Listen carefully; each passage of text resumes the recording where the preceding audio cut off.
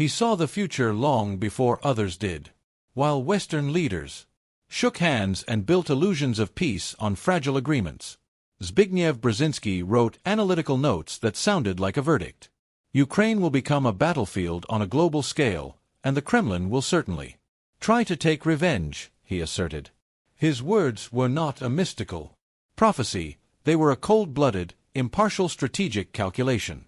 He clearly understood that Russia would never accept the loss of its influence. As soon as Ukraine turns to the West, war will become inevitable, he said. Not as a prophet, but as a surgeon cutting open the abscess of history. This was not just a prediction of a local conflict or another border incident. It was a diagnosis for the whole of Europe. Everything unfolded exactly according to his scenario. The annexation of Crimea, the bloody conflict in Donbass, gas blackmail, information wars, full-scale aggression. In 2022, Brzezinski was no longer alive, but his predictions came true with frightening accuracy. He did not believe in illusions. He was not interested in diplomacy, but in the mechanics of empires, historical patterns, and the points of collision between dictatorship and freedom. And it was Ukraine, according to his vision, that was this critical point. Without it, Russia would remain a regional power, but with it, it would once again claim the status of an empire.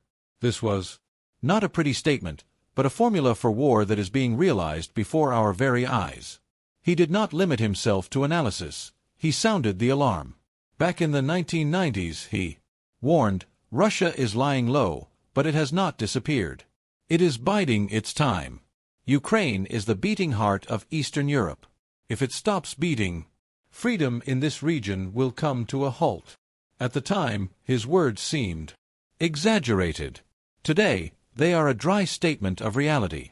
But then came 2014, the year when the Budapest Memorandum, once a symbol of international guarantees, became an empty piece of paper, nothing, torn apart by reality.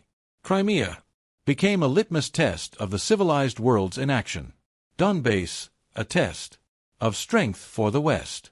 The test was failed. And everything happened exactly as Zbigniew Brzezinski had predicted. He described the Kremlin's strategy with surgical precision. First, economic pressure, then the undermining of identity, then the capture of the media, the subjugation of the elites, and, finally, open military aggression.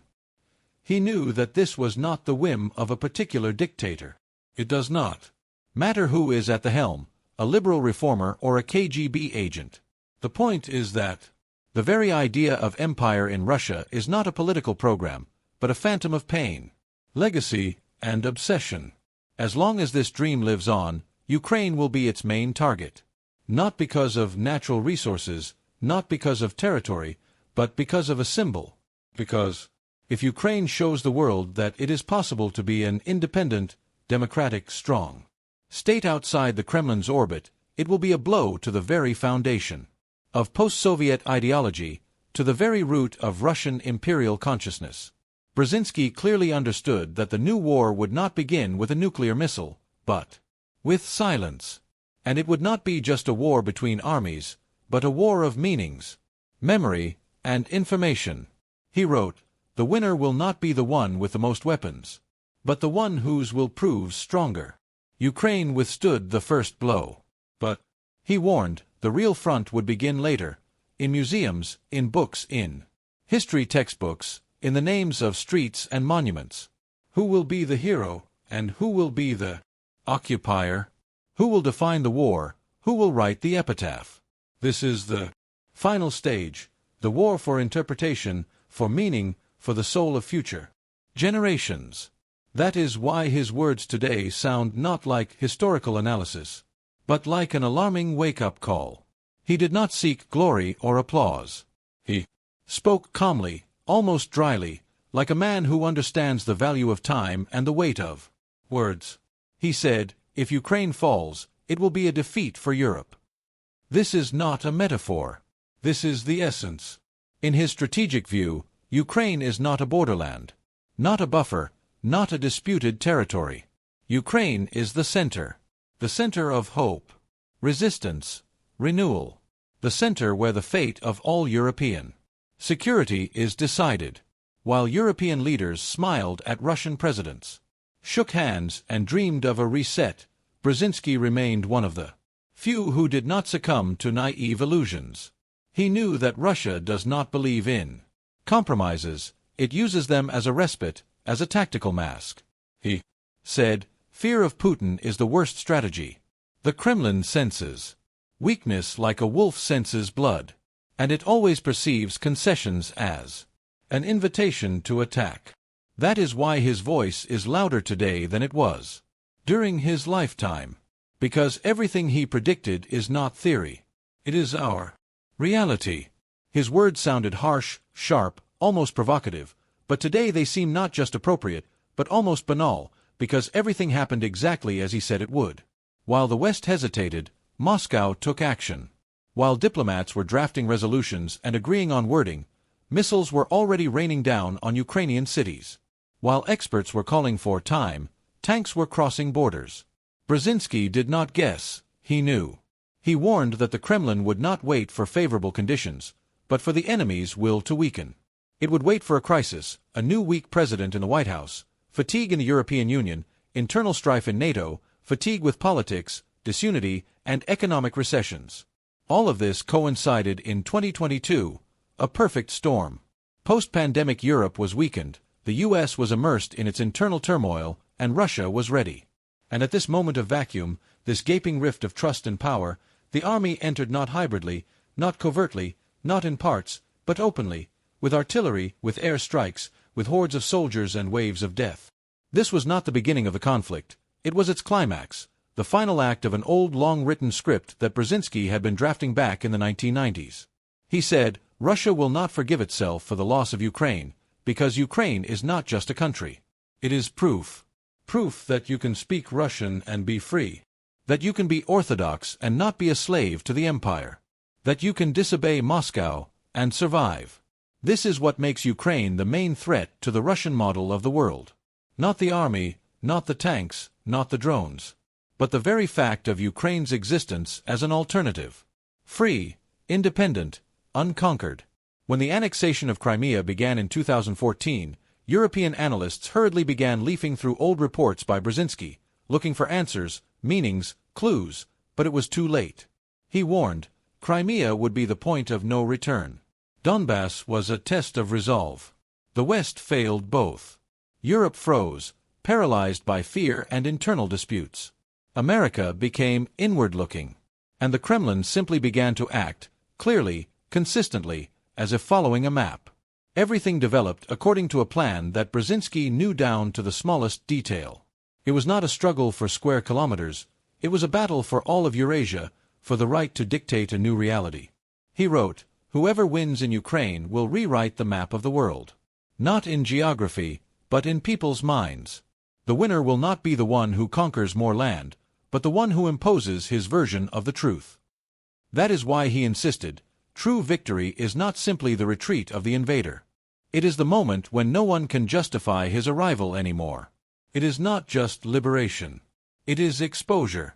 It is the destruction of the very idea that aggression was in any way logical or acceptable. His understanding of war was deeper than that of any military analyst. He saw the future not through the prism of tanks, but through the prism of meaning. He knew that Russia would act not only with bullets, but also with words. Through culture, through language, through memory, through myths, through pain. He wrote, "The Kremlin will look for cracks in self-perception and turn them into propaganda. If Ukrainians do not see strength in themselves, weakness will be imposed on them. If they do not tell their own story, someone else's will be written for them. If they do not create their own core, they will be stretched out in pieces in the legends of other peoples." Brzezinski was not a dreamer. He did not believe in messiahs, he did not wait for magic. He believed in consciousness, in will, in strategy, in cultivating memory. He understood that wars are won not only on the front lines, but in schools, in families, in movie theaters, in books. He wrote that Russia's victory would not begin with the advance of tanks, but with the erosion of boundaries within Ukrainians themselves, with fatigue, apathy, and doubt. He predicted that the final battle would be a battle for the language of the future, for the image of the past, and for the right to one's own truth. That is why his words live longer than his body. He is gone, but he remains, in every moment he predicted. And now, when battles are raging again, when cities are being destroyed again, when attempts are being made again to erase the very concept of Ukrainian, his voice sounds like a warning, like a final instruction, like a map for survival. And if we want to win, we must remember not only what we are fighting for, but also why the enemy fears us. He fears freedom. He fears that Ukraine can be, and is, an example. He fears that truth may prove stronger than weapons. And this is our main strength. He believed in nations that choose their own path. Not in peoples waiting for handouts or signals from outside, but in those who take to the streets not for bread, but for honor. He respected Ukrainians not for their slogans, not for their geography, not for their history, but for their actions. For 2 revolutions. For rising up when the world told them to behave. For taking to the streets not for wages, but for dignity. For Brzezinski, this was proof of maturity. Ukraine is already a nation. All that remained was to convince the world of this. He was certain Ukraine's victory would not simply be the liberation of territory, but a tectonic shift that would change the entire region.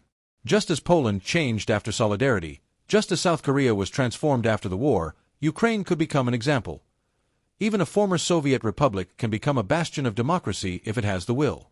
But weapons alone are not enough. He said, not only strength is needed, but also memory. Because even when the shots stop, war does not go away, it simply changes form. He argued, after the explosions, the battle for memory begins. Not for facts, but for interpretation. Not for territory, but for meaning. That is why he insisted so strongly that it is not enough for Ukraine to survive. It must become the author of its own narrative. Otherwise, its voice will be erased. And this is no longer a question of national pride. It is a question of survival. If Ukraine does not record its version of history, if it does not create cultural and intellectual shields, in 10 years its children will be told that everything was not so clear-cut, that it was an internal conflict, a dispute between 2 brotherly peoples, and that both sides are to blame. He saw how this logic works. The logic of historical revenge. Revenge that is not limited to geopolitics. It penetrates books, movies, school curricula, and kitchen conversations. Brzezinski did not believe in neutrality. He said, neutrality is also a position. And it always works to someone's advantage. He sharply criticized European leaders who trembled at the thought of not provoking Russia. Because, in his words, Putin is not afraid of words, he is afraid of force. And every fear you have is his advantage. Every compromise is his victory. When we remember today how the West hesitated with arms deliveries, how they discussed every tank, every shell for weeks, how they looked for red lines, we hear his voice. His warning, time is the enemy's weapon. Delay always works against the victim, not the aggressor. He was adamant, aid to Ukraine must be structural, not symbolic. Not through handouts, but through full integration. Not sometime in the future, but now. He wrote, Ukraine is the front line. If it falls, faith in the international order will fall with it. And he was right again. It was this war that exposed NATO's weaknesses, split the EU's rhetoric, and held up a mirror to the US's own resolve. It was Ukraine that showed where statements end and actions begin. Where the real red line is, the one that had been talked about for decades but that no one dared to draw. And it drew it. With blood. Its own. Brzezinski suggested thinking not in terms of today, but in terms of after. He saw beyond the horizon, beyond victories and defeats, beyond headlines. He understood that even if Russia lost this war physically, it would start preparing for the next one the very next day. Imperial consciousness does not die from a single defeat. It lies dormant, grows new myths, retreats, only to return. Therefore, Ukraine's main task is not only to defend its borders, not only to protect its land, but also to preserve its soul. To preserve its I, its truth, its song. To make the Ukrainian voice louder than any Kremlin propaganda, so that in 20 years' time, no textbook, in Europe, Asia, or Russia itself, would dare to write, "It was a civil war, the people wanted it themselves, the West interfered, it's not so clear-cut." He knew that if the aggressor leaves but his version remains, he has not lost. He has simply changed the form of victory. Zbigniew Brzezinski believed in Ukrainians not out of sympathy or political necessity. He saw their strength not in missiles or military parades, but in their choice. In a simple but great choice, to stand. To stand despite the pain, fear, fatigue, despite the losses, despite the loneliness. The choice is to be yourself. To remain yourself. Even when the whole world offers to surrender in the name of peace. Even when they try to persuade you, it will be easier if you give in. He said, true victory is when you come out of war as a human being. When you don't turn into your enemy. When you don't renounce your values. When you don't become infected with his hatred. When you win, and remain yourself. When the sirens sounded over Kiev for the first time in 2022, Brzezinski was no longer there. He did not hear the Ukrainian president address the nation with words that seemed to be taken from his reports. He did not see how volunteers became generals, how mothers became leaders, how children became symbols of an unyielding nation. He did not see how a country that many considered weak showed the whole world what true resilience is. But if he had seen it, he would not have been surprised. He would have simply said, I warned you. Because for him it was inevitable, not because he was a pessimist, but because he believed that people who choose freedom are already destined for victory. Now it's up to us. Will we hear his voice? Will we make his warning part of our memory, our politics, our culture? Or will we wake up again only after another catastrophe? He did not believe in fate. He believed in will. And if that will remains, if we do not lose it under the weight of fatigue and cynicism, Ukraine will not just survive. It will become a legend. It will become the very story that will be told when they want to remind the world that freedom does not die. That truth is not afraid of storms. That a people who stand up for their land, their word, and their future are invincible. Just as Poland once changed the course of history in the 1980s, Ukraine can now become a new turning point. A country that broke the old order. A country that proved that even from the ashes, it is possible to rise again. The main thing is to remember what you are fighting for. The main thing is not to let anyone rewrite this struggle. And the main thing is not to forget who you became when everyone around you expected you to fall. I would like to apologize in advance for any errors in the text or dubbing. I am still learning, and the language used on this channel is not my native language. The dubbing was done using artificial intelligence. Please point out any errors so that I can correct them and improve the quality of the content. I would also be happy if you shared your thoughts on the topic. Your support in the comments motivates me to continue searching for new interesting stories. Thank you for your understanding and participation. Subscribe to the channel and turn on notifications so you don't miss any new stories.